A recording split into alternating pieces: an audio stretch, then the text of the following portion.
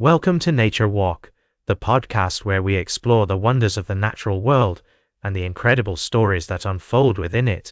I am your host, David, and I'm thrilled to have you joining me on this journey today.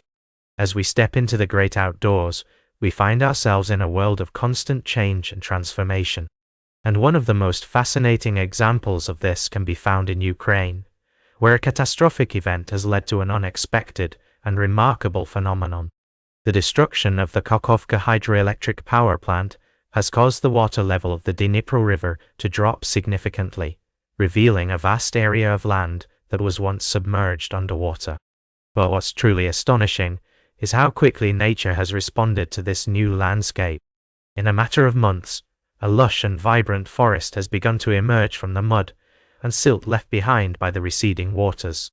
It's as if Mother Nature herself is reclaiming the land, transforming it into a thriving ecosystem teeming with life. The area, known as Velykyi Luh, is now home to a wide variety of plant and animal species that were previously absent from the region. Warblers nest in the reeds, sturgeon spawn in the shallows, and the air is filled with the sweet songs of birds returning to their newly created habitats. It's a truly remarkable sight, and one that has left scientists and conservationists alike in awe. But as we delve deeper into this story, we begin to realize that there's more at play here than just the natural world's incredible ability to adapt and thrive. The fate of Velykyi Luh is also closely tied to the future of Ukraine itself, and the decisions that are made about how to proceed with the reconstruction of the power plant will have far-reaching consequences for the environment, the local communities, and the country as a whole. As we explore this complex and intriguing tale, we'll be joined by experts in the field who will share their insights and knowledge about the science behind this phenomenon, as well as the cultural and historical context that surrounds it. We'll examine the potential risks and benefits of rebuilding the dam and consider what the future might hold for this incredible ecosystem. So join me on this journey into the heart of Velykyi Luh, where the boundaries between nature and human society are blurred, and the possibilities for growth, transformation, and renewal are endless. We'll be right back with more fascinating stories from the natural world on Nature Walk. Welcome back to Nature Walk. I'm your host, David. As we continue our journey through the natural world, we're going to take a somber turn and explore a story that highlights the complexities and challenges of caring for animals in captivity. In a tragic event, a female giraffe named Nuzuri and her unborn calf have passed away during labor at Sydney Zoo. The zoo's animal care staff sprang into action when they noticed something was amiss during Zuri's active labor, mobilizing a team of veterinarians and nurses from across Sydney to assist in the complex delivery. As we delve into the details of this heart-wrenching story, it's essential to acknowledge the dedication and expertise of the zoo staff, who worked tirelessly to save both Nuzuri and her calf. Despite their best efforts, the calf was found to be deceased, and its position made a safe delivery impossible. The stress and difficulty of the birth had severely deteriorated Nuzuri's condition, leading to the difficult decision to humanely euthanize her. This incident is not an isolated one, as Sydney Zoo has experienced several sudden and unexpected animal deaths since its opening in 2019. These events serve as a poignant reminder of the intricacies and risks involved in caring for animals in captivity. The zoo staff, particularly those who work closely with Nuzuri, have been deeply affected by her passing, and our thoughts are with them during this challenging time. As we reflect on this story, it's crucial to consider the welfare of animals in zoos and the importance of providing them with safe and naturalistic environments.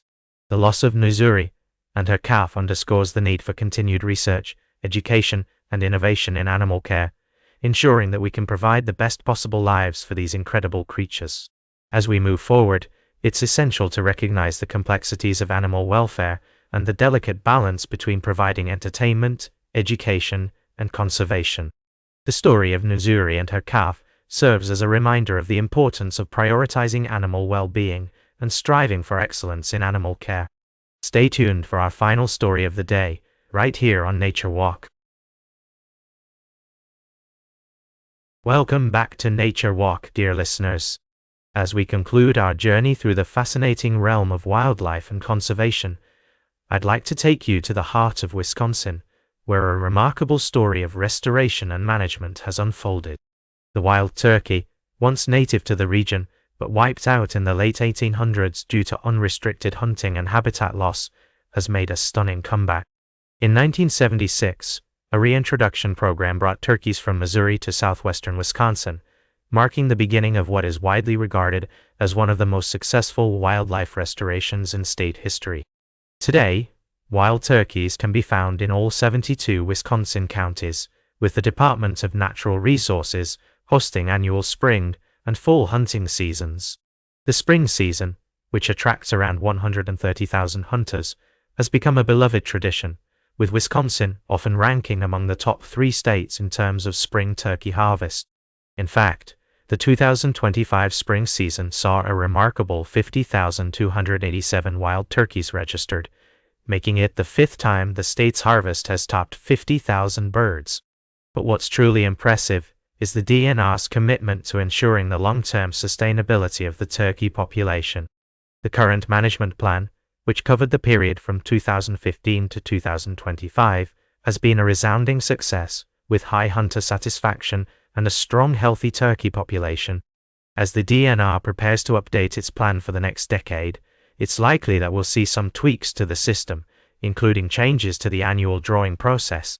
The current drawing process has seen around 26% of awarded tags go unpurchased, which is a significant loss of opportunity for hunters. To address this issue, the DNR is considering modifications to the drawing process, with the goal of reducing the number of unpurchased tags to below 10%. It's a testament to the agency's dedication to balancing hunter satisfaction with the needs of the turkey population. As we look to the future, it's essential that we continue to prioritize conservation and sustainable management of our wildlife resources.